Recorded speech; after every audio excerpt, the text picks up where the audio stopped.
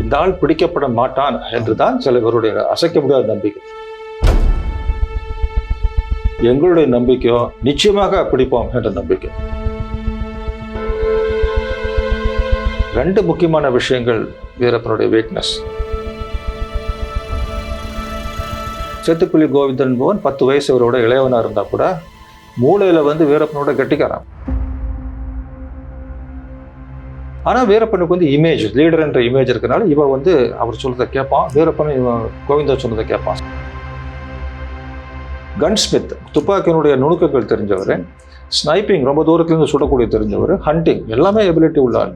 புகையே இல்லாம எப்படி சமைக்கணும், காட்டுக்குள்ள நெருப்பே இல்லாம எப்படி சமைக்கணும் அப்படின்னு சொல்லி அதெல்லாம் தெரிஞ்சவர். கிரீன் ஷீட்னு தார்பாலின் மாதிரி ஒரு ஷீட் வச்சுருப்பாங்க, அதுதான் எங்களுக்கு பெட்ஷீட் மாதிரியும், அதுதான் எங்களுக்கு ரெயின் கோட் மாதிரி, அதுதான் எங்களுக்கு ஹோல்டால் மாதிரி. அந்த ஷீட் இப்படி குடையும் போது இவங்களுக்கு தெரிஞ்சு போச்சு இவன் இங்கே இருக்கான்னு சொல்லி இவன் எட்டி பார்த்துருக்காங்க. நம்மளால பார்த்த உடனே இவன் அலர்ட் ஆகிட்டான். இவன் சுடுறதுக்கு முன்னாடி அவன் ஒரு புல்லட் கோவிந்தனுக்கு அடிக்கும்போது அதில் ரூபாய் நோட்டுகள் எக்கச்சக்கமாக, அதில் 4 லட்சமாக வச்சுருக்கான்னு நினைக்கிறேன். அந்த நோட்டினுடைய பண்டில் இந்த 9mm பிஸ்டல், அதுவே AK-47 உள்ளே பூந்துருக்கும். அன்னைக்கே கோவிந்தன் அன்னைக்கே போக வேண்டிய ஆள். அவர் இருக்கிறாரா இல்லையா நான் அதுக்கப்புறம் திரும்பி பார்க்கவே இல்லை. 2004 அதுக்கப்புறம் அதை பற்றி நான் ரிசர்ச் பண்ணல. இது வரைக்கும் நான் வந்தாலும் எங்கே இருக்கிறாரு என்னன்னு நான் கேட்கல. நான் செத்து போயிட்டேன் அப்படின்னா நீ என்ன பார்க்க வேண்டாம். எங்கள் பக்கம் இழப்புகள் ஏற்கனவே எக்கச்சக்கமாக ஏற்பட்டு விட்டது. அதாவது கணக்குப்படி 44 காவல்துறையும் ஃபாரஸ்ட் டிபார்ட்மெண்ட் அதிகாரிகள், அது தவிர சிவிலியன்ஸ்லாம் சேர்த்து 144 கணக்கு வருது. இது தவிர இங்கே எலும்புக்கூடுகள் நிறைய கண்டுபிடிக்கப்பட்டன, அதெல்லாம் கணக்கில் வரல. எஃப்ஐஆரே இல்லாத கேஸ். கொஞ்சம் தூரம் அந்த அந்த போட்லேருந்து ஒரு 100 மீட்டர் உள்ளே போனோடனே ஒரு பாறை மேலே ஒரு ஆள் உட்காந்துருந்தாரு. பார்த்த உடனே பயந்துட்டேன், இருட்டு வேற. பார்த்தா மீசுகசை பார்த்தா இந்த ஆள் மாதிரி இருக்கு. வீரப்பனை பிடிக்கிறதுக்கு நார்மல் இது முடியாது, பிஸ்கெட் கொடுத்துடலாம் மருந்து தேய்ச்சி அப்படின்னு ஒரு டீம். ஹைப், அந்த மீடியாவினுடைய ஹைப்னாலையும் எங்கள் இயலாமையாலையும் இவ்வளவு ஆண்டுகளாக பிடிக்கப்படாத ஆள் என்பதனாலையும் இப்போ முடிஞ்ச உடனே ஏன் பிடிக்கல, வீரோட பிடிக்கல, வீரோட இது வரைக்கும் பிடிக்க முடியவில்லை.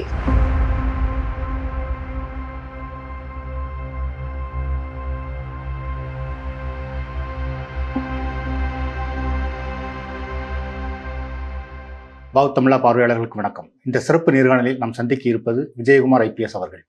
இன்றும் IPS-ஆக விரும்புபவர்களுக்கும் சரி, போலீஸ் துறையில் சேர விரும்புவர்களுக்கும் சரி ரோல் மாடலாக இருப்பவர் விஜயகுமார் IPS அவர்கள். அவர்களுடன் பேசுவதற்கு நிறைய விஷயங்கள் இருக்கிறது, அவருடன் பேசலாம். வணக்கம் சார். வணக்கம். நீங்கள் தலைமையேற்று நடத்தின ஆப்ரேஷன்களில் மிக முக்கியமானது அந்த வீரப்பன் தேடுதலை வெட்டு. கிட்டத்தட்ட 1 வருஷத்துலேயே நீங்கள் அந்த ஆப்ரேஷன் முடிச்சிட்டீங்க. அது என்ன காரணம்? ஏற்கனவே இருந்ததில் ஏதாவது வியூகங்களை மாற்றினீங்களா? எனக்கு என்ன வீரப்பனோட என்ன தொடர்பு, எனக்கு என்ன தாக்கம், நான் ஏன் போகணும் அப்படிங்கிற கேள்வியும் பல பேர் கேட்டிருக்காங்க. நான் சில இடத்துல பதிலும் சொல்லியிருக்கேன். முதல் காரணம் நான் அந்த இருந்த ஜில்லாவிலேருந்து வளர்ந்த ஆள். நான் அந்த ஜில்லாவிலேருந்து நான் 84, 85 வெளியே போகும்போது அப்போ நான் கேள்விப்பட்ட ஆள் சேவி கவுண்டர் அப்படிங்கிற ஒருத்தர், ஃபாரஸ்ட் அஃபண்டர் அப்படிங்கிற லிஸ்ட்டில், ஆனால் காட்டுக்குள்ளேயே போகாமல் அஃபென்ஸ் பண்ணிட்டு அந்த தந்தமெல்லாம் விற்றுட்டு இருக்கக்கூடிய ஒரு மனிதர், மேட்டூர் பக்கத்தில். அந்த பேர் ஒரு ஹிஸ்ட்ரி ஷீட், சஸ்பெக்ட் ஷீட்னு சொல்லுவாங்க போலீஸில். அந்த லெவலில் தான் பார்த்துருக்கேன். அப்போ வீரப்பன் பேர் அந்த அளவுக்கு மேலே வரல. அப்போ மேபி வீரப்பனுக்கு சின்ன வயசாக இருக்கும்னு நினைக்கிறேன். ஆனால் வீரப்பன் கேங்குள்ள அப்போயே சேர்ந்தாச்சு, சின்ன வயசுலேயே சேர்ந்தாச்சு. பட் பிரபலம் ஆகவில்லை. எனக்கு இவரோட சீனியர் ஆட்கள் நிறைய பேர் இருந்தாங்க. தன்னுடைய சொந்த திறமையினாலையும் அந்த ஹண்டிங் எபிலிட்டியாலையும் மேலே வந்துட்டாங்க. இந்த ஆளுக்கு கொடுக்க வேண்டிய பதவிகளை விட அதே பதவி இப்போ அதிக இம்பார்ட்டன்ஸ் கொடுத்தாரு சேவி கவுண்டர். இந்த ஆள் உள்ளே போனான்னா கரெக்டாக அந்த வேலை முடிப்பான் அப்படிங்கிறது ஒரு நம்பிக்கை வந்துச்சு. ஸோ அது ஒரு கனெக்ஷன். அதுக்கப்புறம் சேலம் ஜில்லாவில் இருந்து நான் வெளியே வந்ததுக்கப்புறம் SPG, பிரைம் மினிஸ்டர் செக்யூரிட்டிக்கு நான் போகிறேன். அங்கே இருக்கும்போது கொஞ்சம் கொஞ்சமாக இந்த நியூஸ் வருது. அதுக்கப்புறம் மிஸ்டர் துரை என்பவர் இருக்கும்போது ஆப்ரேஷன் வனமாலை அப்படிங்கிற ஒன்று இது பண்ணுறாரு. ஜங்கிள் பெட்ரோல் அப்படிங்கிற டீம் ஆரம்பிக்கிறாங்க. அதுக்கு நடுவில் என்ன ஆகுதுன்னா, இவங்களுடைய ஆப்போசிட் கேங்ஸ் எல்லாம் ஒவ்வொருத்தரும் எலிமினேட் பண்ணி இந்த வீரப்பன் எல்லாத்த விட முக்கியமான ஆளாக, முக்கியமான குழு தலைவராக மேலே வந்தார். அப்படி தன்னை விட வயசில் மூத்தவங்க கூட அவரை லீடரை அக்செப்ட் பண்ணுறாங்க. அதுக்கு காரணம் திறமை இருக்கும், அடாசிட்டி இருக்கும். அடாசிட்டினா ரொம்ப பயங்கரமான போல்டான சில காரியங்கள், நெகட்டிவ் காரியங்கள் தான் இருந்தாலும் அதுக்கு ஒரு போல்ட்னஸ் வேணும். ஸோ மேலே வந்துடுறாரு. ஒரு ஃபாரஸ்டரை வெட்டி கொண்டு அந்த ஆற்றுல துண்டு துண்டாக போடுறாரு. காரணம் என்னென்னா, அந்த ஒரு ஆள் தான் அப்போஸ் பண்ணோம். சந்தனக்கட்டை கடத்தும் போது மற்றவங்களாம் அப்படியே படிஞ்சிட்டாங்க. இவர் வந்து செக் போஸ்ட் விட்டு நவரலை, உடனே காலி பண்ணிட்டாங்க. ஸோ இந்த வில்லேஜஸ்னுடைய பாவர்ட்டி, அதாவது அவங்களுடைய இயலாமை காரணமாக, எக்கனாமிக் இன்னபிலிட்டி காரணமாக 20 ரூபா நோட்டு கொடுக்குறதே பெரிய விஷயம். அந்த நோட்டு வந்து அந்த கிராமத்தில் பார்க்குறதே ஒரு அதிசயமானதாக இருக்குது. வீரப்பன் தான் வந்து நல்ல கரெக்டான கூலியெல்லாம் கொடுத்து அவங்க கிராமமாக போய் சந்தனக்கட்டை வெட்டிட்டு இருந்தாங்க. ஸோ இந்த நாள் வளர்ந்து வளர்ந்து வர வர ஒரு முக்கியமான நாள் வந்து குட் ஃப்ரைடே அன்னைக்கு, ஒரு ஏப்ரல் 1993 என்று நினைக்கிறேன். அன்னைக்கு பார்த்து ராம்போ கோபாலகிருஷ்ணன் என்று ஒருத்தர் இருந்தார். அவர் இறந்துட்டார். இப்போ ராம்போ வந்து ராம்போ மாதிரியே இருப்பார். அவருடைய கை வந்து நார்மல் ஆவரேஜ் சராசரி மனிதனோட தொடையை விட பெருசாக இருக்கும். அவ்வளோ பெருசாக இருக்கும் மசில்ஸ். எங்கள் சேலத்தில் தான் நான் எஸ்பியாக இருக்கும்போது என்னை வந்து சந்திச்சிருக்காரு. டிஎஸ்பி ஆனோடனே என்கிட்ட சந்திச்சு எங்கிட்ட வாழ்த்தெல்லாம் பெற்று போனவர். நான் சொன்னேன், உடம்பு ரொம்ப பிரமாதமாக இருக்குது, அதே மாதிரி இது ரெண்டையும் கம்பைன் பண்ணி பண்ணணும், பிரெயின் அண்ட் பிரான் முக்கியம் அப்படின்னு அப்பவே நான் சொல்லியிருந்தேன். அவர் வந்து புரட்டத்தனமான ஆள். அவ்வளோ பெரிய உருவத்தை வச்சுட்டு கூட காட்டில் வந்து பயங்கரமான மலையெல்லாம் ஏறிடுவார். போதை மலை இந்த மாதிரி எல்லாம் மேலே போயிடுவார். இவ்வளோ பெரிய ஆள் எப்படி மேலே போகிறாருன்னு அதிசயமாக இருக்கும். அங்கே போய் பசங்களுக்கு சமைச்சு அவரே கொடுப்பார். அப்போல்லாம் அலவுன்ஸ் எஸ்டிஎஃப்ங்கிறது ஃபார்ம் பண்ணல. நான் சொன்ன மாதிரி ஜங்கிள் பெட்ரோல் என்று ஃபார்ம் பண்ணார். ஃபேந்தம் சீரீஸ்னு இங்கிலீஷ் ஒரு புக்கு வரும் அந்த காலத்தில். அதில் ஜங்கிள் பெட்ரோல் என்ற இது இருக்குது. அதை வச்சுட்டு இவராக ஜங்கிள் பெட்ரோல் போட்டு, அந்த ஜங்கிள் பெட்ரோலில் இந்த அசோக் குமார் போன்ற ஆட்கள் இருந்தார்கள். எல்லாம் ஆர்வம் மிக்க, ரொம்ப ஃபெரோஷியஸ், வெரி கமிட்டட், அந்த மாதிரி பீப்புள் ஆஃப் கிரேட் பேஷன் அவங்கெல்லாம் தான் அதில் இருந்தாங்க. சின்ன குரூப் தான். வீரப்பனுக்கு பெரும் சவாலாகிட்டார் இவர். இவரும் அரசு படையாச்சு. அதே அவங்க எந்த ஜாதியை சேர்ந்தோ அதே இருந்தாங்க. அதனால அந்த ஜாதியை வச்சோ வேற இதை வச்சோ அவர் பிரிக்க முடியல. கோபாலகிருஷ்ணனுக்கு இன்ஃபார்மன்ஸ் நிறைய ஆகிட்டாங்க. அங்கே சேத்துக்குழி கோவிந்தனுடைய அண்ணனை தன்னுடைய குழுவில் சேர்த்துக்கிட்டார். சேத்துக்குழி கோவிந்தன் யார் என்றால் வீரப்பனுடைய 2வது நம்பர் 2, அவருடைய தளபதி. அது வந்து சேத்துக்குழி கோவிந்தன் போவன் 10 வயசு அவரோட இளையவனாக இருந்தால் கூட மூளையில் வந்து வீரப்பனோட கெட்டிக்காரன், உடம்பு வலிவில் கெட்டிக்காரன். ஆனால் வீரப்பனுக்கு வந்து இமேஜ், லீடர் என்ற இமேஜ் இருக்கனால இவன் வந்து அவர் சொல்றதை கேட்பான், வீரப்பன் கோவிந்தன் சொன்னதை கேட்பான். ஒரு கசின் தான், 2 பேரும் பங்காளி. அப்போ சேத்துக்குழி கோவிந்தனுடைய அண்ணன் குழந்தை பையன் என்பவன் ராம்போனுடைய அடியாள் மாதிரி, ஃப்ரெண்டு மாதிரி, அதாவது ரொம்ப பட்டி மாதிரி ஆயிட்டாரு. ஒரு நாளைக்கு அவர் சொல்றாரு, ஒரு குளத்தூர் என்கிற ஊர் இருக்கிறது, அங்கே ஒரு பெரிய போஸ்டர் போட்டு கண்டபடி தமிழில் திட்டி வீரப்பன் சவால் விடுறதாக, நீ எல்லாம் மனுஷனா அப்படி இப்படின்னு போட்டு ராம்போவை திட்டி எழுதியிருக்காரு. இதை பார்த்த உடனே ராம்போவுக்கு நியூஸ் போகுது. உடனே தகவல் வந்த உடனே அவர் கொதிச்சு எழுந்து உடனே போய் நான் பார்த்துட்றேன், நீயா நானா ஒத்தைக்க உடனே சொல்லி இறங்கிட்டார். இந்த மாதிரி ஜங்கிளில் போய் இந்த மாதிரி ஃபைட் பண்ணுறது முடியாது. தண்ணியில் இருக்கிற முதல்ல மாதிரி அங்கே போய் தண்ணியில் இருக்கிற முதலிட்டு போய் நம்ம வந்து சவால் விடக்கூடாது. அது வெளியே வந்ததுக்கப்புறம் தான் அது பண்ண முடியும். இவர் போயிட்டார், நல்ல மனதோடு தான், தைரியத்தோடு தான் போயிருக்கார். போன டைமில் இவருடைய வண்டி பிரேக் டவுன் ஆகுது. வண்டியை மாற்றி கர்நாடகா போலீஸ் அந்த செக் போஸ்ட் இருக்குது அந்த இடத்துல, அந்த சின்னார் செக் போஸ்ட் நினைக்கிறேன், சின்னார் அந்த இடத்துல வந்து அவங்க மாற்றி கொடுக்குறாங்க வண்டி. அவங்க வண்டியில் ஏறுறாரு. 2 பஸ்ஸு ஒரு வண்டியெல்லாம் போகுது. வீரப்பன் வந்து இவர் வருவார் அப்படின்னு அவனுக்கு தெரியும். எனக்கு இவருடைய முரட்டு குணம் அவருக்கு நல்லா தெரிஞ்சு, ஒரு அதில் என்ன ட்ராஜடி பாருங்க, குட் ஃப்ரைடே என்பது இயேசு கிறிஸ்துவ இதாக்குன நாள். அதே குரூசிஃபை நாளில் சைமன் என்கிற கிறிஸ்துவன், அவன் கிராஸ் போட்டிருக்கிற ஆள், அவன் தான் எக்ஸ்ப்ளோசிவ் எக்ஸ்பர்ட். அவன் எக்ஸ்ப்ளோசிவ்ஸ்லாம் வந்து வெடிகுண்டெல்லாம் வச்சு 9 குழியை போட்டு அந்த பயங்கரமான ஒவ்வொரு குழியிலையும் எக்கச்சக்கமான வெடிபொருள் வச்சு ஒவ்வொரு குழிக்கும் உள்ள இடைவெளி வச்சு வச்சுறாங்க. அந்த பிளாஸ்ட்ல வந்து 22 பேர் செத்துறான், குழந்தை பையனும் செத்துறான். இந்த குழந்தை பையனுக்கு வந்து வார்னிங் கொடுக்குறாங்க. சேத்துக்குழி கோவிந்தன் யாரோ சொல்லி விடுறாங்க, அண்ணனை வர வேண்டாம்னு சொல்லுன்னு சொல்லி உள்ளே இருந்து ஜூஸ் போகுது. குழந்தை பையனுடைய ஒய்ஃப் வந்து ஆற்றுல, காவேரி ஆற்றுல ஏதோ வந்து துணி துவைக்கிற வர டைமில் ஒரு சின்ன பையன் வந்து சொல்கிறான், அண்ணன் சொல்லி விட்டாரு அப்படிங்கிறான். என்ன சொல்லி விட்டார்? இந்த மாதிரி உள்ளே போகிறது அவ்வளோ நல்லதில்லை அப்படின்னு சொல்லி விடுறாங்க. இந்த நியூஸ் வந்து குழந்தை பையனுக்கு சொன்ன உடனே குழந்தை பையன் தயங்கி கோபாலேஷ் சொல்கிறாரு, ஐயா அவ்வளோ சரியில்லைங்க அப்படிங்கிறாரு. சரியா படலைங்க. என்ன சரியா படல? இன்னைக்கு போகிறது அவ்வளோ சரியா இல்லை அப்படிங்கிறாரு. என்ன பெரிய சரியா இல்லை அப்படின்னு இவர் கேட்குறாரு. இவர் கேட்ட உடனே, என்ன நீ பயந்துட்டியா அப்படின்னு கேட்குறாரு. கோழையா அப்படின்னு அவர் வந்து முரட்டு பேசணும்னு அடங்கிட்டான். தான் இறந்து போகிறோம், தனக்கு பெரிய கண்டம் என்று தெரிந்து கூட அவர் கோபாலகிருஷ்ணனுக்கு லாயலாக இருக்கணும்னு சொல்லி உள்ளே போனான். அதுக்கு அர்த்தம் என்னன்னா, லாயல்ட்டி என்பது அந்த பக்கம் மட்டும் இல்லை, இந்த பக்கம் நிறைய பேர் லாயல்ட்டி வந்தாங்க.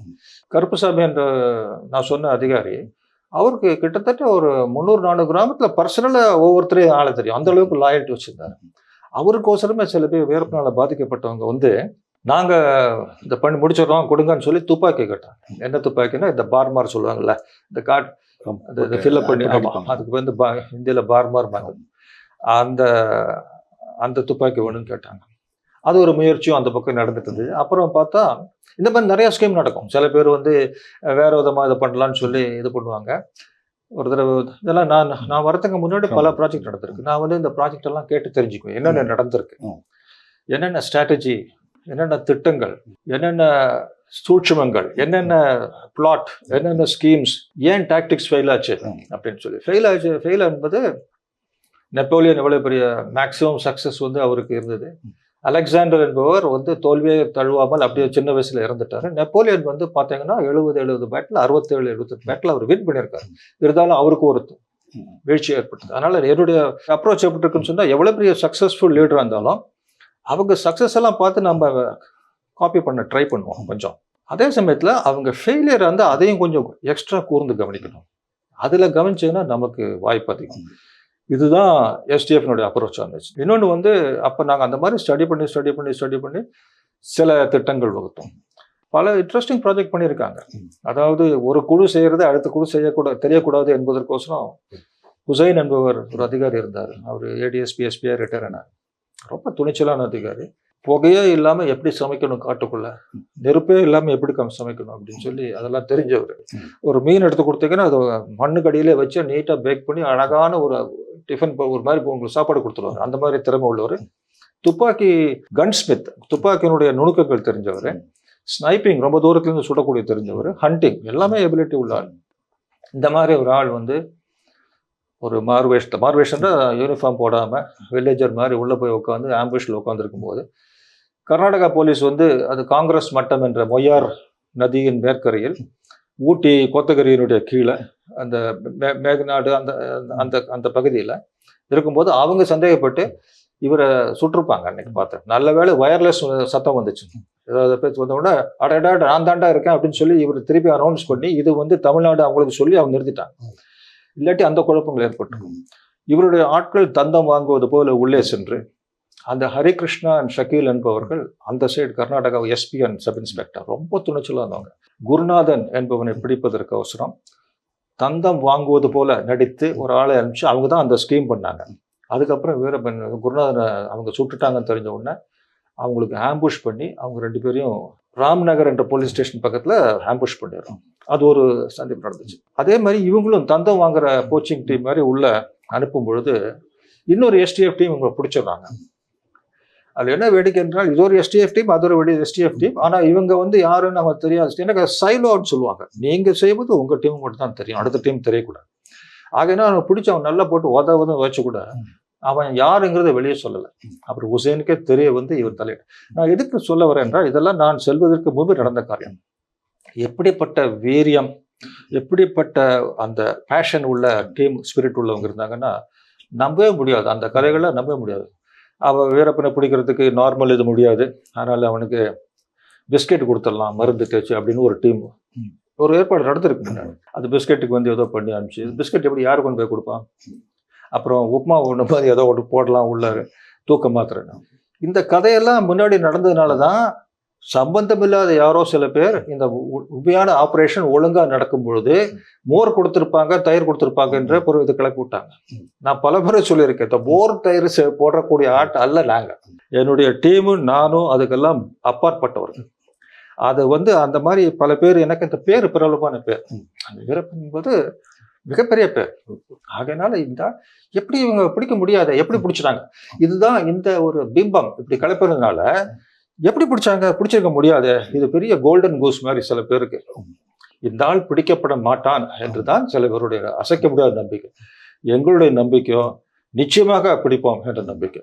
எங்கள் குழுவில் அன்னைக்கு இருந்த அத்தனை பேரையும் இப்போ வந்து அந்த சொல்ற அந்த குரூப் எல்லாம் யாரோ சொல்லிட்டு போறாங்க. அவங்களுக்கெல்லாம் வாழ்த்துக்கள். நான் இதெல்லாம் தனிப்பட்ட முறையில மறுப்பு தெரிவித்து ஆரம்பிச்சா என்னுடைய டிக்னிட்டிக்கும் நம்மளுடைய எஸ்டிஎஃப் அந்தஸ்துக்கும் சரிப்படாது என்றுதான் நாங்கள் ஒதுங்கி பேசாமல் இருக்கிறோம். கோர்ட்ல வந்து இது 2 முறை இந்த கேஸ் வந்திருக்கு. கற்பக விநாயகம் ஜட்ஜி முன்னாடி வந்திருக்கலாம். ஆகையினால எங்களுக்கு வந்து எங்கள் பக்கம் உண்மைகள் இருக்கின்றன.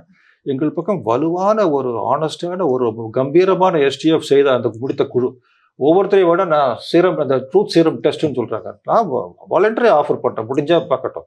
ஆனால் அவங்ககிட்ட எல்லாம் போய் நம்ம லீகலாக சண்டை போட்டு இதுக்கு இந்த மாதிரி சொல்லிட்டீங்களே எங்கள் தேவையில்லை. மக்களுக்கு தெரியும் அது வந்து ஒரு மிகச்சிறப்பான தைரியமுள்ள குரூப்பு கரெக்டானபடி செஞ்சுருக்காங்க.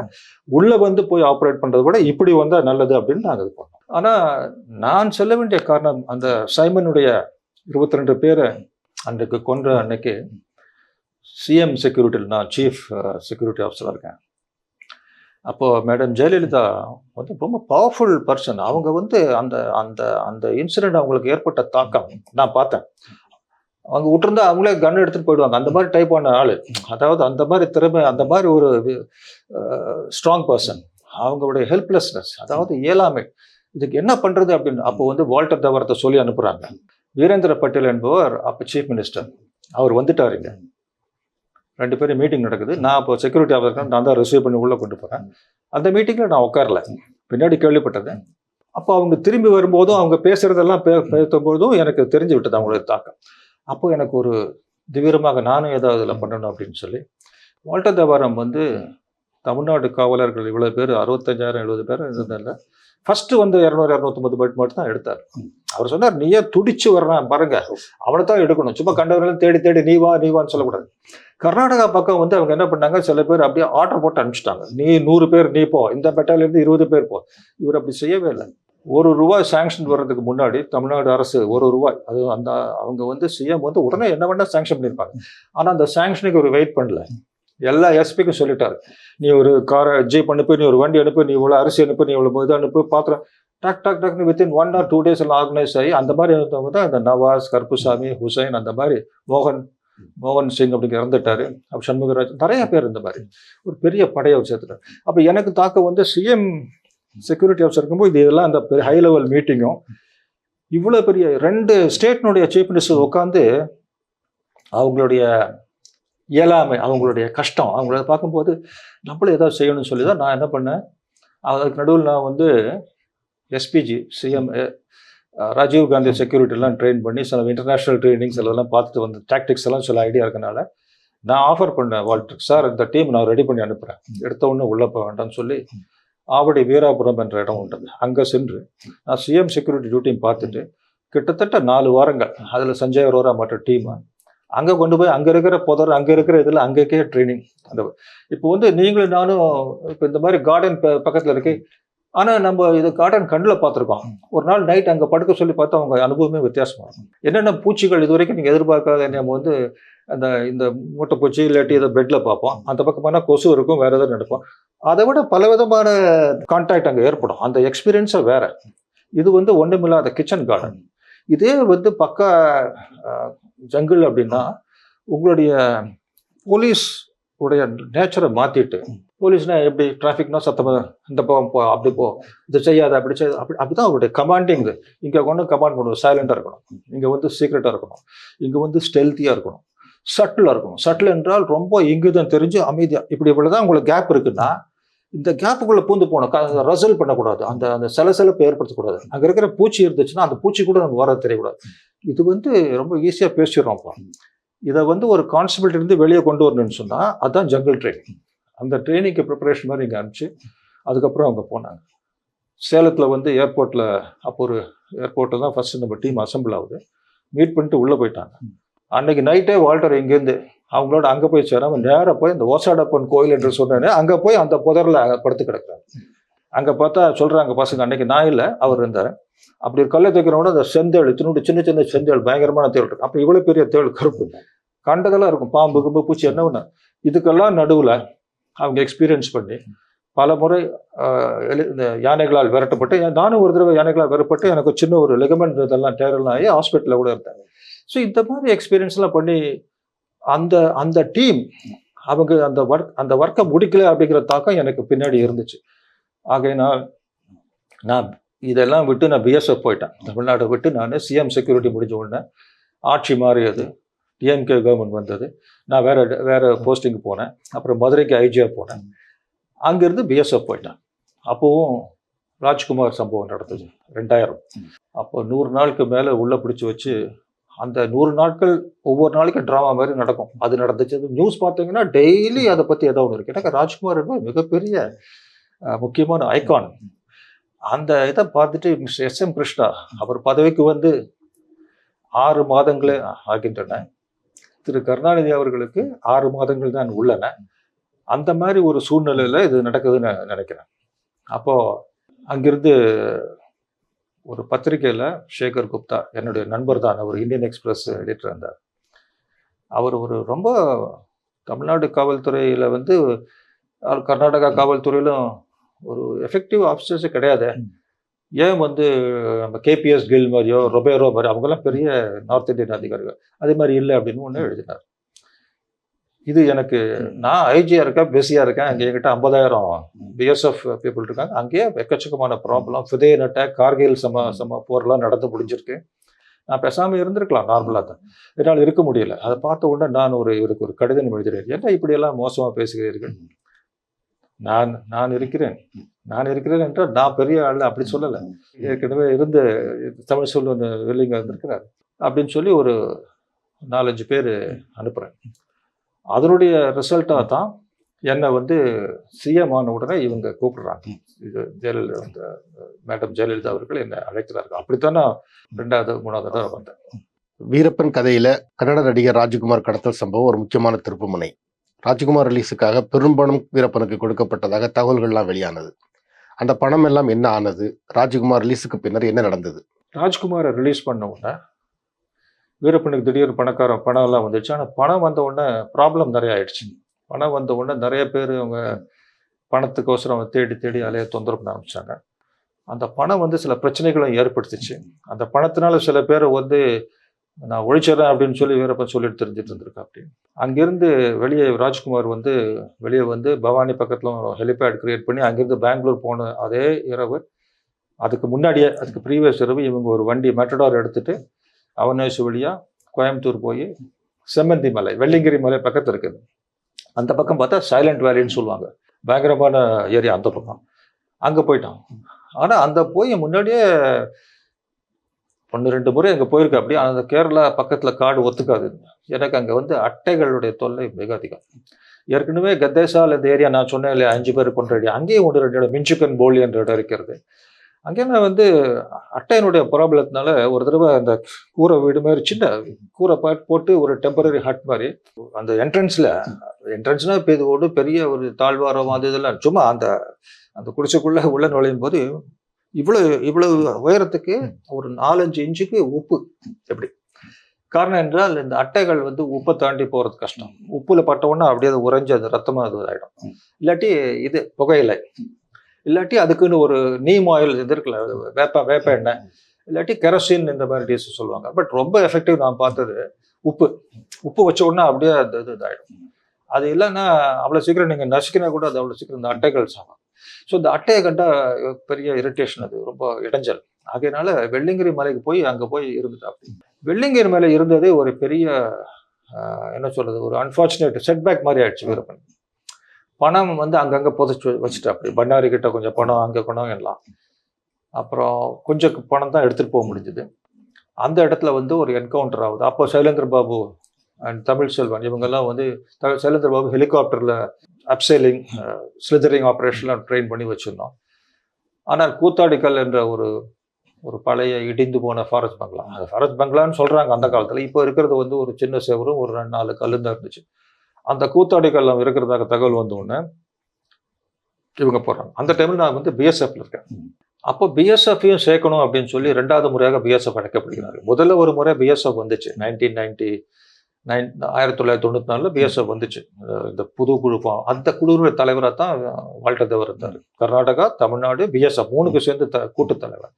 செகண்ட் டைம் பிஎஸ்எஃப் வரும்போது நான் பிஎஸ்எஃப்ல ஐஜி காஷ்மீர் இருந்தனால அப்போ என்னுடைய டிஜி சொல்கிறார், தமிழ்நாட்டிலேருந்து கேட்குறாங்க, நீங்கள் தான் தமிழ்நாடு போலீஸ் அதிகாரியாச்சு, நீங்கள் போனால் நல்லா இருக்கும்னு சொல்கிறாரு. ஒரு பெட்டாலியன் அனுப்புறதுக்கு வந்து ஐஜி வர வேண்டிய அவசியம் இல்லை, ஒரு கமாண்டன்ட் போனால் போதும்.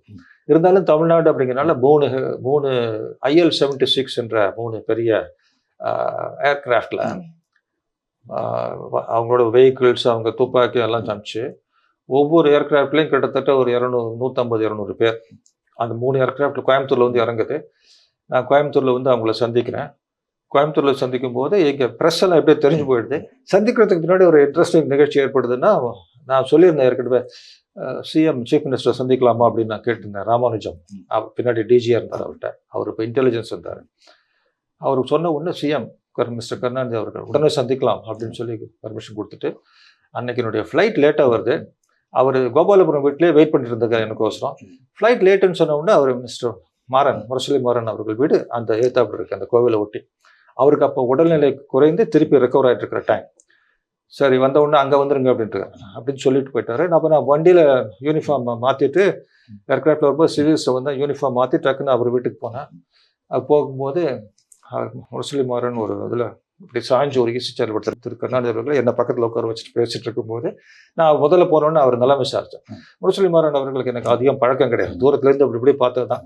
இருந்தாலும் ஒரு நல்லா விசாரிச்சோன்னு அவரும் ரொம்ப நல்லா இதெல்லாம் சொல்லிட்டு அப்புறம் இதுக்கு ஆரம்பித்தோம். பேச்சு ஆரம்பித்த உடனே அப்படியே பேசிட்டு போது திரு கருணாநிதி அவர்கள் தடார்னு ஒரு இது போட்டார். உங்களை தான் நான் கூப்பிடலாம், அந்த ஆப்ரேஷன் கூப்பிடலாம், தலைமை தமிழ்நாடுக்கு எடுத்துக்கலாம்னு சொல்லியிருந்தேன். அது சில பேர் வேண்டான்னு சொல்லிட்டாங்க அப்படின்னு ஒரு இது போட்டார். அப்போது நான் சிரித்து கொண்டு அதை பற்றி கேட்கல.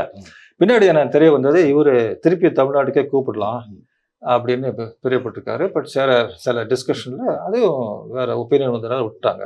நான் ஓகேன்னு சொல்லி நான் சிரிச்சுட்டு காஃபியெல்லாம் சாப்பிட்டுட்டு அப்புறம் போயிட்டேன். சாந்தா ஷீலன் அவர்கள் ஹோம் செக்ரட்டரியை மீட் பண்ணிவிட்டு என்னோட டீமை வந்து நான் ப்ரீஃப் பண்ணிட்டு நான் திரும்பி போயிட்டேன். அப்போது ஒரு என்கவுண்டர் நடந்தது. அந்த என்கவுண்டரில் சினிமாக்களில் வர்ற மாதிரி ஒரு சுச்சுவேஷன் ஆகி போய் சேத்துக்குழி கோவிந்தனுடைய நெஞ்சில் நாம் இப்போ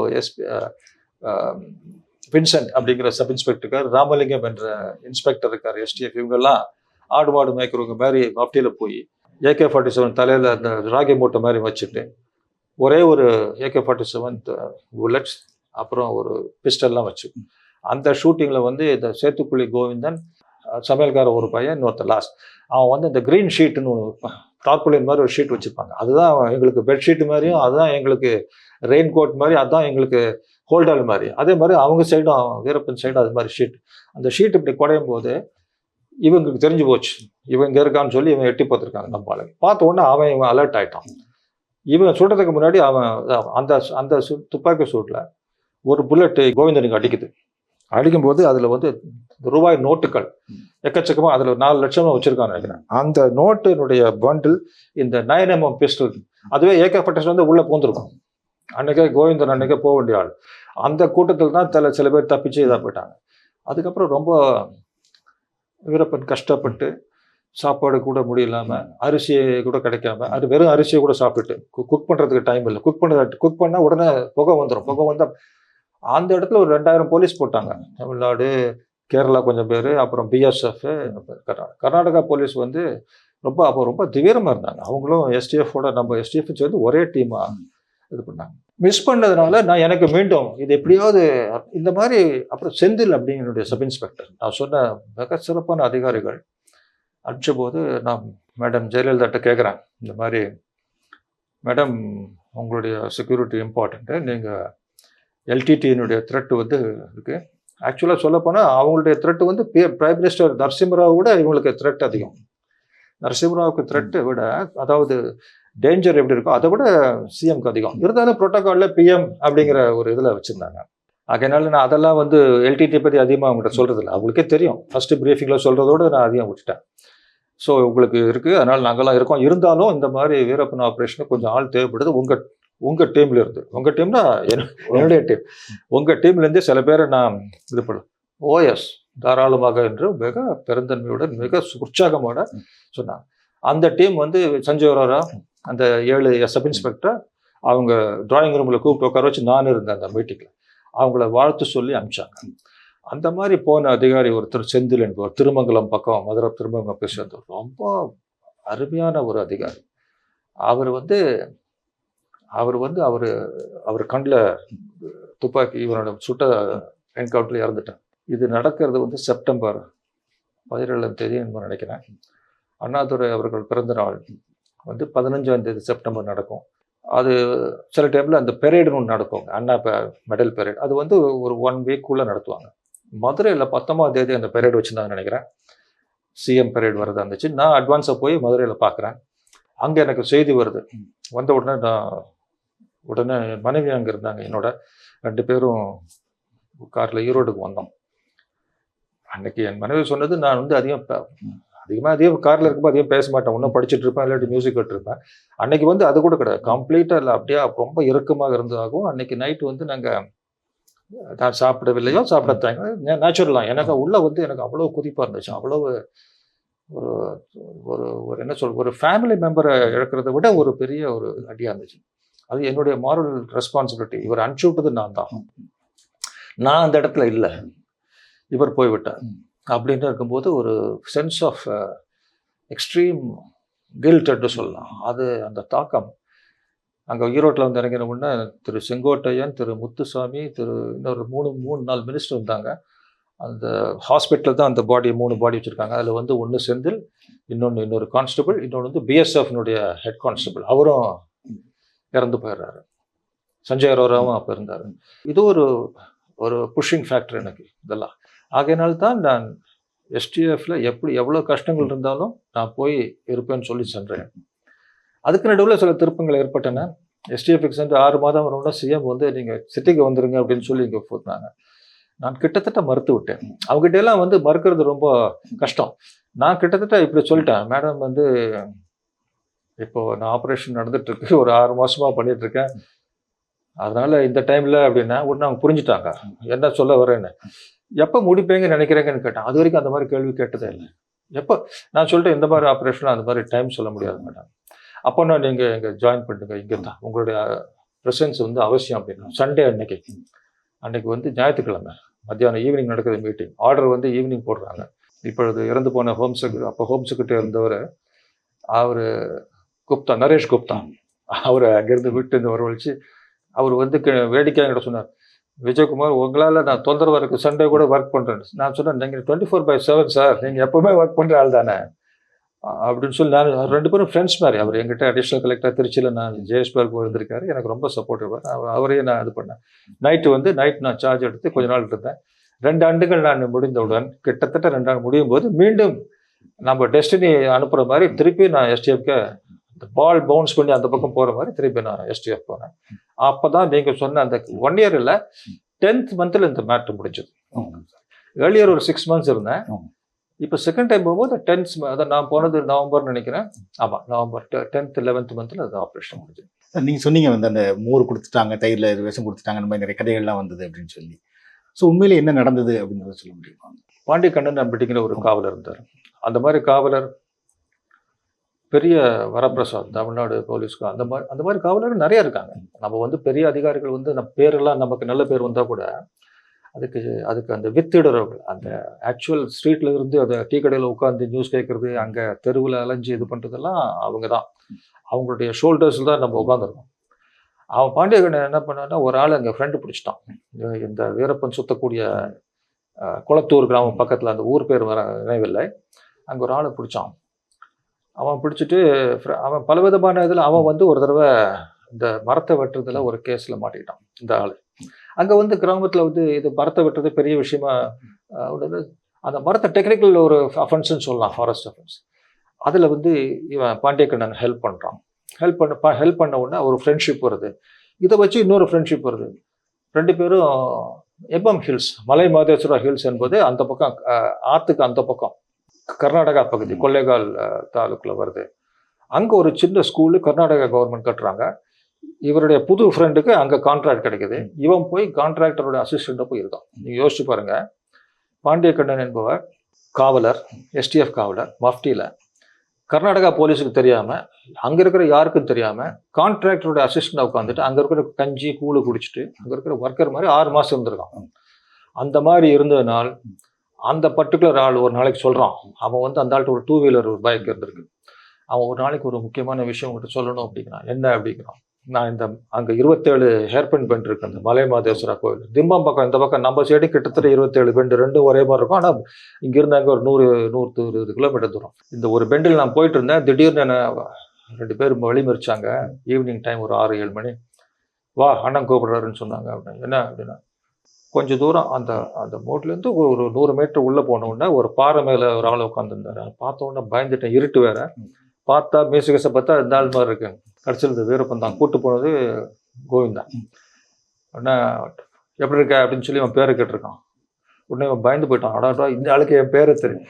அப்புறம் உன் மச்சான் எப்படி இருக்கான் 2-3 பேரை கேட்டிருக்கான். உடனே இவன் நம்ம கம்ப்ளீட் கதையை வச்சிருக்காரு அப்படின்னு தெரிஞ்சு வச்சான். ஆடி போயிட்டான் அவன். என்ன தேவை கொஞ்சம் கொஞ்சமாக அவன் தேவைகள் சொல்கிறான். என்ன தேவைன்னா எனக்கு வந்து நீ இங்கே போய் சந்திக்கணும், இந்த ஜெயிலில் சந்திக்கணும், பெரம்பலூரில் நாளை சந்திக்கணும் கொடுக்குறான். அது முதல் நாள் அந்த மாதிரி சொல்லலை. நீ இன்னொரு நாளைக்கு இங்கே வா அப்படிங்கிறான். இவனுக்கு வந்து அதுலேருந்து வெளியே வரவும் முடியல, தட்டவும் முடியல, மாட்டிட்டான். எனக்கு அந்த கேங் வந்து ஒழிச்சிடும். அதனால் நெக்ஸ்ட்டு ஒரு ஃபியூ டேஸ் கழித்து பார்க்குறான். அப்புறம் என்ன சொல்கிறாங்க, அப்போ தான் சொல்கிறாங்க அந்த இதெல்லாம் சந்திக்கிற முடியுமா அப்படின்னு கேட்குறான். முடியும் இவன் சொல்கிறதுக்கு முன்னாடி நீ நம்பாலே நீ பண்ணித்தான் ஆகணும் அப்படின்னு அதையும் சொல்கிறாங்க. இவனுக்கு மாட்டிட்டாங்க. அடுத்த நாள் ஒரு இடத்துக்கு வர சொல்கிறாங்க. அது எப்படி வர சொல்கிறாங்கன்னா, அந்த இடத்துல இருந்து ஒகேனக்கல் அப்படிங்கிற இடத்து பக்கத்தில் ஒரு இடம். ஆனால் அவன் எப்படி போகிற ரூட்டு பார்த்தீங்கன்னா ரொம்ப அதிசயமாக இருக்கும். அங்கேருந்து கிளம்பி ஈரோடு வந்து, ஈரோட்டிலேருந்து கிளம்பி சேலம் போய், சேலத்துலேருந்து கிளம்பி ஹரூர் போய், ஹரூர்லேருந்து கிளம்பி திருப்பி இந்த பக்கம் அந்த தருமபுரி வந்து, தருமபுரியிலேருந்து ஏதோ ஒரு இடத்துக்கு வந்து ஏரியூரோ இல்லை நெருப்பூர் ஏதோ ஒரு இடத்துக்கு பக்கத்தில் ஒகேனக்கல்லேருந்து கொஞ்சம் தூரத்தில் சந்திக்கிறான். இவனுக்கு ரொம்ப ஸ்டன் ஆகிட்டான். எனக்கா இவன் சுற்றிட்டு இருக்கிற இடத்துக்கும் அந்த இடத்துக்கு வந்து இப்போ நேராக விட்டாங்கன்னா பைக்கில் ஒரு ½ அன் ஹவரில் போயிடுவான். இவனுக்கு வந்து சுற்றி ஒரு 200-300 கிலோமீட்டர் சுற்றி அவனை வந்து வேவு பார்க்குறாங்க. இவனுக்கு பின்னாடி கூட போலீஸ் வருதா யாருன்னு சொல்லி. அவன் சுத்தமானவன் அப்படின்னு தெரிஞ்சதுக்கப்புறம் அவன்கிட்ட இந்த மேலும் மேலும் அவனுக்கு அப்போ 3 மீட்டிங் 4 மீட்டிங் முடியும் பொழுது அவன் பாண்டிக்கண்ணன்கிட்ட சொல்கிறான், இந்த மாதிரி ஒன்று ஆகி போச்சு, நான் அவங்ககிட்ட சொல்லாம மறைச்சிட்டேன், தப்பாக நினைக்காதுங்க. பாண்டியக்கண்ணன் வந்து உடனே பாண்டியக்கண்ணன் வந்து போலீஸ் ஆளுங்க. அவன் வந்து ரொம்ப இன்டெலிஜென்ட் ஃபெலோ. அவன் என்ன உடனே கொண்டு வந்து அந்த எஸ்பி கிட்ட கொண்டு வந்து கொடுக்குறான். 3 எஸ்பி என்கிட்ட இருந்தாங்க. பாண்டியக்கண்ணன் என்பவர் நேராக வந்து எஸ்பி சண்முகவேல், அவர் தான் மேட்டூரில் இருக்காரு. செந்தாமரை கண்ணன் என்பவர் SP1 என்கிட்ட இன்டெலிஜென்ஸ் பார்த்துட்டு சத்தியமங்கலம் என்னோட கேம்பர் இருக்காரு. அப்புறம் இன்னொரு எஸ்பி சின்னசாமி என்பவர் ரொம்ப எக்ஸ்பீரியன்ஸ் ஆஃபீஸர். அவர் வந்து இந்த மலைவாழ் மக்களோட தொடர்புல இந்த வக்கீல்கள் மற்றவங்களும் தொடர்பில் இருக்காரு. இந்த 3 பேருக்கும் 3 டிஸ்டிங்டான கிளியரான இது கொடுத்துருக்கோம் ரோல்ஸ். ஒருத்தர் இன்டர்ஃபியர் பண்ண மாட்டாங்க. சண்முகவேலுக்கு கீழே தான் அந்த பாண்டிக்கண்ணன் இருக்கான். பாண்டிக்கண்ணன் வந்து சண்முகவேல்கிட்ட சொன்ன உடனே சண்முகவேல் வந்து உடனே எனக்கு ஃபோன் பண்ணுறாரு. நான் சத்தியமங்கலத்தில் தான் வீடு எடுத்து நான் தங்கியிருக்கேன். அந்த டைமில் அங்கேயே கேம்ப் ஷிஃப்ட் பண்ணிட்டேன். சென்னையில் இருந்தது நடக்காதுன்னு சொல்லி அங்கேயே தங்கிட்டு அப்பப்போ நான் காட்டுக்குள்ளே போகிறது வருது, இன்டெலிஜென்ஸ் இவங்களோட டிஸ்கஸ் பண்ணுவேன். அந்த மாதிரி இருக்கும்போது இவர் பேசினார். முக்கியமான விஷயம் நேரம் வரேன் சார் அப்படின்னாரு. மேட்டூர்லேருந்து 2 மணி நேரம் ஆகும். ரொம்ப முக்கியமாக இருந்தால் தான் அப்படி நேரடியாக அவர் கேட்டு அப்போனா ஃபோனில் சொல்ல வேண்டாம் என்ற காரணம் இருக்குன்னு நான் புரிஞ்சுக்கிட்டேன். அவர் நைட் வந்து மிட் நைட் வந்தார். வந்த உடனே ஒரு ஆளையும் கூப்பிட்டு வந்திருக்கேன். அவர் நேராக பார்த்து நல்லா இருந்தார். என்னுடைய வீட்டினுடைய மொட்டை மாடியில் போய் உட்காந்து ஒருத்தர் சந்தித்தேன். அப்போது அவர் சொன்னார், இந்த மாதிரி நடந்துச்சு, நான் வந்து உங்களுக்கு செய்கிறது பாண்டியக்கண்ணன் காசு தான் செய்கிறேன் அப்படின்னு சொல்கிறார். அப்போ பார்த்துங்க, ஒரு சின்ன காவலர் லெவலில் இருக்கக்கூடிய ஆட்கள் அவங்களுடைய சொந்த ஃப்ரெண்ட்ஷிப்புக்கோசரம் அந்த ஆள் செய்கிறான். இவர் ஒன்றும் அவருக்கு வந்து பெரிய பணமோ பெரிய இதோ கொடுக்கல.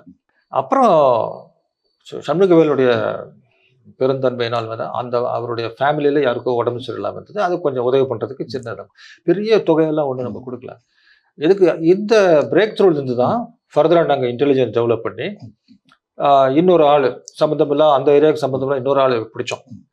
அந்த ஆள் வந்து எப்படிப்பட்ட ஆள்னா கொஞ்சம் வசதியான ஆள். ஒரு புரோக்கர் மாதிரி இன்டர்மீடியட் மாதிரி ஒருத்தரை நாங்கள் இது பண்ணுறோம். அவர் எங்கள் பிடியில் வரலை. அந்த டைமில் கண்ணனுடைய தகப்பனார் அங்கே இருந்தார். அவர் வந்து ரிட்டையர்டு ஏர்ஃபோர்ஸ் ஆஃபீஸர். அவர் மூலமாக ஒரு பொருளை கொடுத்து அனுப்பிச்சு அந்த ஆள் நாங்கள் மடக்கிட்டோம். ஏன்னாக்கா அவருக்கு வேறு சில நடவடிக்கை இருந்தது. அந்த நடவடிக்கைகள் எங்களுக்கு சாதகமாக நாம் பயன்படுத்தி அவரை நேரடியாக மிரட்டி என்று சொல்ல முடியாது, ஆனால் அவரை எங்கள் வளையத்துக்குள் நாங்கள் கொண்டு வந்ததுனால அந்த இன்ஃபர்மேஷன் வச்சு இவருக்கு நம்பிக்கையான ஒரு ஆள் மூலமாக 2 முக்கியமான விஷயங்கள் வீரப்பனுடைய வீக்னஸ். கண்ணில் புரை ஏறி இருந்தது. கண்ணில் புரைனா கேட்ராக்ட் என்பார்கள். கேட்ராக்ட் எப்படி கேட்ராக்ட் அப்படின்னு நான் கன்ஃபார்ம் பண்ணேன் அப்படின்னா, ஒரு வீடியோ ரெக்கார்டிங் வீரப்பன் அனுப்புவது, டேப் ரெக்கார்டிங் வீடியோ அனுப்புவது ஒரு ரெகுலர் பேட்டர்னாக இருந்துச்சு. ஒரு வீடியோ ரெக்கார்டிங்கில் பார்க்கும்போது வீரப்பன் படிக்கிறதுக்கு அப்படியே கஷ்டப்படுற மாதிரி தெரிஞ்சது. இப்படின்னு கேமரா எங்கேருந்து எடுத்திருக்கு, அந்த லெட்டர்லாம் பார்த்தா கொஞ்சம் பெருசாக இருக்கு. நம்ம நார்மலாக கேமரா எங்கேருந்து எடுக்கும்போது அந்த வார்த்தைகள் வந்து நல்லா இருக்கு. இப்போ இந்த கேமராவில் பார்க்கும்போது அந்த திணறிட்டு இருக்கிறாங்க. என்ன திணற அப்படின்னு சொல்லி நம்ம எஸ்டிஎஃப் ஆளுங்க கெட்டிக்காரங்க அவங்க எல்லாம் பார்க்குறாங்க. பின்னாடி செடி கொடி இருக்கா, அது எந்த ஒரு செடியா இருக்கும் அப்படின்னு கூட இன்வெஸ்டிகேட் பண்ணுவாங்க. இந்த மரமா இருக்கும், அந்த மரமா இருக்கு, இந்த ஏரியாவா இருக்கும், இல்லை எனக்கு 20,000 கிலோமீட்டர்ல எங்க வேணா இருப்பாங்க அப்படின்னு. அதுல ஒரு 4,000 கிலோமீட்டர்ல கண்டிப்பா அதிகமா இருப்பான் அப்படிங்கிறது ஒரு ஒரு ஒரு பிலீஃப். அதனால மாயாவி அப்படின்னா இங்க இருக்கிற அப்படி அங்க இருக்கிற அப்படின்னு சொல்லிட்டு தினத்தந்தியில ஒரு நியூஸ் வந்திருக்கும், தினமலர் நியூஸ் வரும், எஸ்டிஎஃப் பாட்டுக்கு இந்த பக்கம் சுத்திட்டு இருப்பாங்க, கடைசியில் பார்த்தா வேற எங்க இருந்தோ ஒரு அட்டாக் நடக்கும். இந்த மாதிரி இருக்கக்கூடிய ஆட்கள் கண்ணில் வந்து தகராறு இருக்குன்னு அதில் அந்த வீடியோவை வச்சு தெரிஞ்சுட்டாங்க. எனக்கு முன்னாடி இருந்த ரீசெண்டாக எம்எல்ஏ இருந்தவருக்கு டிஜிபி நடராஜ் அவர்கள் மிக சிறப்பான ஒரு ப்ராஜெக்ட் பண்ணார். அந்த ப்ராஜெக்டில் ஒரு 3-4 பேர் உள்ள அனுப்பிச்சார் அப்படின்னா அது ரொம்ப கெட்டிக்காரத்தனமாக செய்ய வேலை. கோயம்புத்தூர் பிரிசனில் மாதையன் என்பவர், இவருடைய அண்ணன் இருக்கிறாரு. மாதையனுக்கு தெரியாமல் ஒரு ப்ராஜெக்ட் பண்ணி மாதையன் ஒரு ஆள் அனுப்புகிற மாதிரி ஒரு ஆளை நம்பிக்கையான ஆளுக்கு ஒரு ரெடி பண்ணி அந்த ஆட்கள் மூலமாக 4 ஆட்கள் அனுப்பிச்சு கன்னியாகுமரியை சேர்ந்த 1-2 பேர், மற்றவங்க 4 பேர் அனுப்பிச்சு அந்த 4 பேர் ஐக்கிய மாட்டாங்க வீரப்பன் கும்பல்ல. அப்போ அவங்க வெளியே வரும்போது அவங்க சொன்ன தகவல், சாயந்தர நேரத்தில் திணற அப்படியே இந்த குச்சி இல்லாமல் நடக்க முடியல, அப்படியே ஃபம்பிளிங் அப்படின்னு சொல்லுவாங்க, தடுமாறி கொண்டு. அப்போ கன்ஃபார்ம் ஆயிடுச்சு. அந்த முதல்ல பார்த்த வீடியோ பார்த்து 2 வருஷம் ஆச்சு. இது வந்து 2002 இது கன்ஃபார்ம் ஆகுது.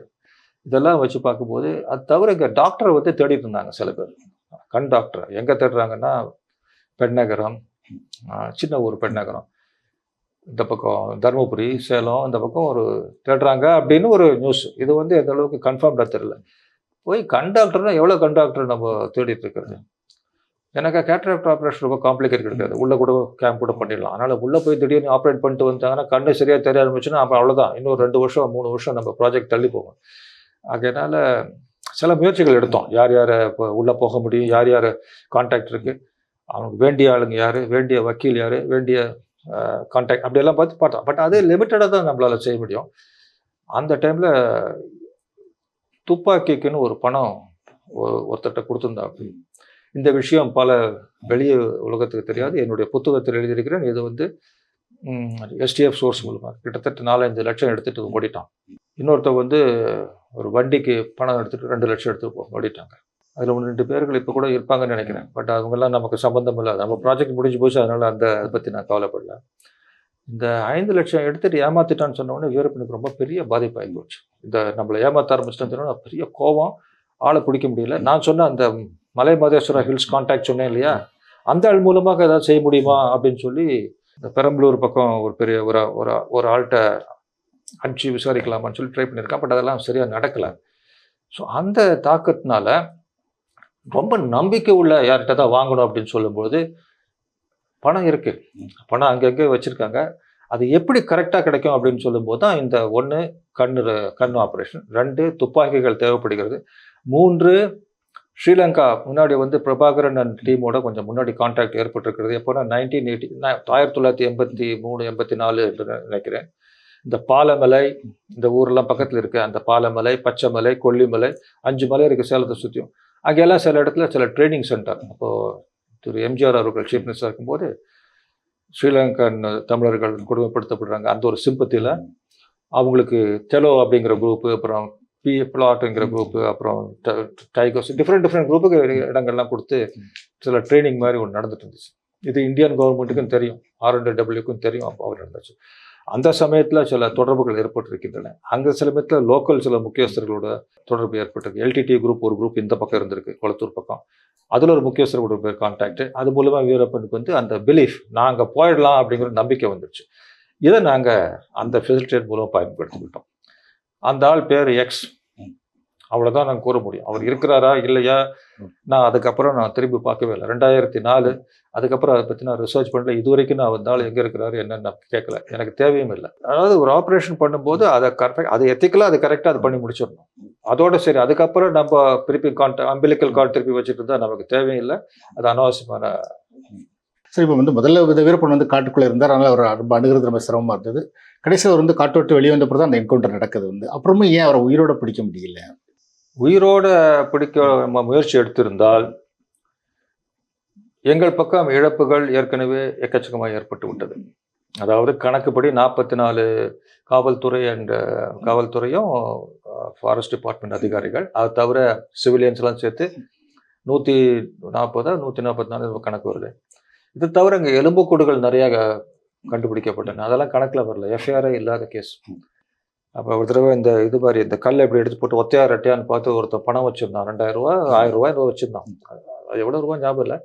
அவன் எதுக்கடா வச்சிருக்கேன்னா சந்தைக்கு போகிறேன் ஆட்டை வாங்க போகிறேன் அப்படின்னா, உனக்கு எது இது சந்தை இவ்வளோ பணம்னு சொல்லி இது போடுறாங்க.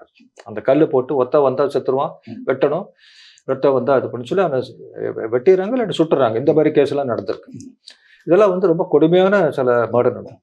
இப்படிப்பட்ட கொடூரமான ஒரு ஆளுக்கு நாங்கள் பிடித்து வைத்து கட்டி வைத்து சுட அப்படி இல்லை, ஒரு வாய்ப்பு கொடுத்து அந்த என்கவுண்டர்ல ஒரு மினிமம் வாய்ப்பு எவ்வளவு கொடுக்கணுமோ அவ்வளவு கொடுத்துருக்கோம். அது லீகலி எவ்வளவு ஜஸ்டிஃபைடு அவ்வளவு கொடுத்துருக்கோம். அதுக்கு மேல வாய்ப்புகள் கொடுக்க வேண்டிய நிர்பந்தம் எனக்கு தெரியல. ஏன்னா அன்னைக்கு எங்க பக்கம் இழப்புகள் ஏற்பட்டிருக்கும். ஆகையினால் எந்த அளவுக்கு நியாயப்படி என்ன கொடுக்கணுமோ அந்த வாய்ப்புகள் கொடுக்கப்பட்டது. இதுல அவரை உயிரோட பிடிச்சிருக்கலாம் அப்படிங்கிறதுல உயிரோட எப்படி கட்டி பிடிக்க, அப்படி பிடிச்சிருந்தா முன்னாடியே பிடிச்சிருப்பாங்களே. முன்னாடி ரொம்ப நேரோ எஸ்கேப் எல்லாம் கூட பல முறை ஏற்பட்டிருக்கு. அதனால நாங்க உயிரோட பிடிச்சிருக்கலாம் அப்படின்னு சொல்லிக்கொண்டே இருக்கட்டும், அவங்களுடைய நம்பிக்கை.